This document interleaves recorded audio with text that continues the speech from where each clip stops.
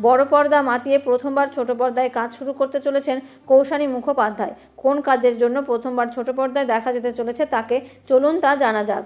বছর দেড়েক আগে থেকে নতুন নতুন রূপে দর্শকদের সামনে আসছেন কৌশানী। রাজ চক্রবর্তীর পরিচালনায় আবার প্রলয় উইন্ডোজ প্রোডাকশন হাউস প্রযোজিত বহুরূপী ছবিতে নিজের অভিনয়ের মাধ্যমে দর্শকদের নজর কেড়েছেন কৌশানী। 2025-এর শুরু থেকেই সৃজিত মুখোপাধ্যায়ের ছবিতে কাজ শুরু করে দিয়েছেন অভিনেত্রী। তবে সব ব্যস্ততা সামলে এবার বিচারকের ভূমিকায় কৌশানী।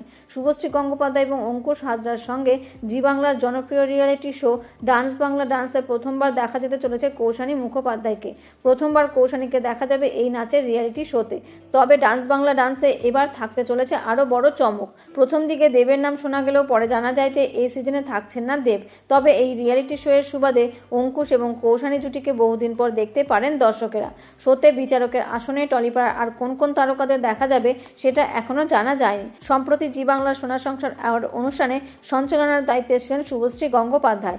দিন দিন তিনি জি বাংলার পরিবারের অংশ হয়ে উঠছেন। তো বন্ধুরা, এই ডান্স বাংলা ডান্স শোটি আপনাদের কাদের কাদের পছন্দের তা কমেন্ট করে জানাতে পারেন। ধন্যবাদ।